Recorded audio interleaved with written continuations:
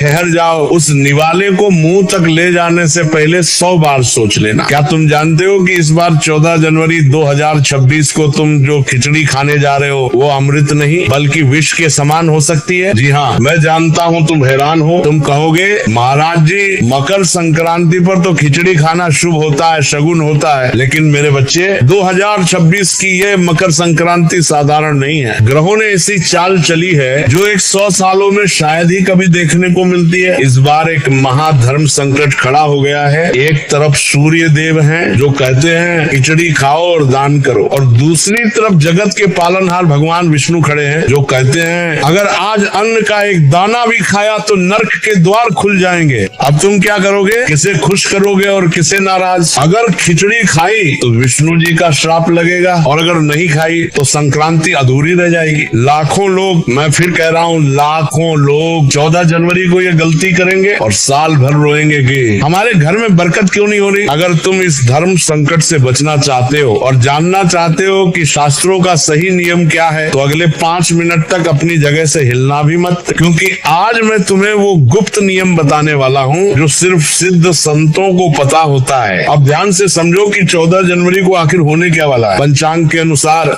इस बार मकर संक्रांति के ही दिन षटतिला एकादशी का महासंयोग बन रहा है। संक्रांति यानी पिता सूर्य का दिन, एकादशी यानी पुत्र धर्म और विष्णु का दिन, दोनों एक साथ आ गए हैं। शास्त्र कहते हैं एकादशियां न भूंजित, अर्थात एकादशी के दिन चावल या अन्न खाना गोमांस खाने के बराबर पाप माना गया है। एकादशी के दिन अन्न में पाप पुरुष का वास होता है, लेकिन मकर संक्रांति का तो नाम ही खिचड़ी पर्व है। घर घर में चावल और दाल पकती है। अब सोचो, अगर तुमने रिवाज के नाम पर उस दिन चावल खा लिए तो तुम्हारा एकादशी व्रत टूट जाएगा, तुम्हारी सालों की तपस्या मिट्टी में मिल जाएगी। तो क्या करें? क्या संक्रांति मनाना छोड़ दें? बिल्कुल नहीं, यही तो वो जादुई पल है। अगर तुमने इस दिन सही तरीका अपना लिया तो तुम्हें सूर्य देव और भगवान विष्णु दोनों की कृपा एक साथ मिलेगी। ये है डबल जैकपॉट। बस शर्त इतनी है कि वो गलती मत करना जो तुम्हारा पड़ोसी करने वाला है। अब उस सही तरीके को जानने से पहले मुझे देखना है कि यहाँ कितने लोग भगवान विष्णु के सच्चे भक्त हैं। कमेंट बॉक्स में जाओ और अभी लिखो नमो भगवते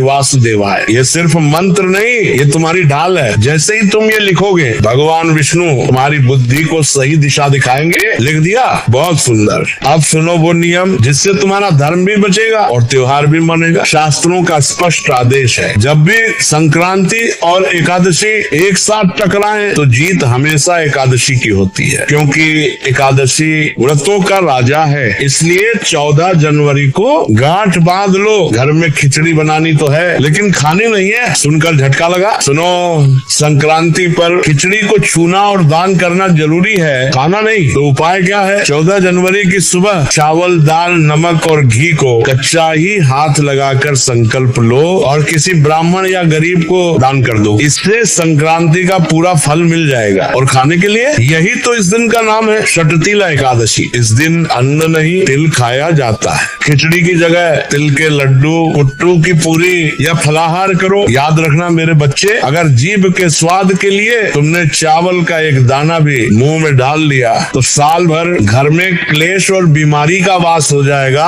भगवान की परीक्षा में फेल मत होना। जाते जाते एक गुप्त मंत्र ले लो। चूंकि यह षटतिला एकादशी है, अर्थात तिल का 6 प्रकार से उपयोग। 14 जनवरी को नहाने के पानी में थोड़े काले तिल डाल लेना। ऐसा करने से जाने अनजाने में हुए सारे पाप धुल जाते हैं। और जो भी व्यक्ति इस दिन तिल का दान करता है, शास्त्र कहते हैं जितने तिल के दाने उतने 1000 साल स्वर्ग का वास। तो 14 जनवरी को खिचड़ी दान करना और तिल खाना, बस ये छोटा सा नियम तुम्हारी 7 पुश्तों को तार देगा। इस जानकारी को अपने परिवार और दोस्तों को जरूर भेजना, कहीं वो अनजाने में चावल खाकर पाप के भागी न बन जाए। धर्म की रक्षा करो, धर्म तुम्हारी रक्षा करेगा। वीडियो को लाइक करो और बोलो जय श्री हरि, जय सूर्य देव।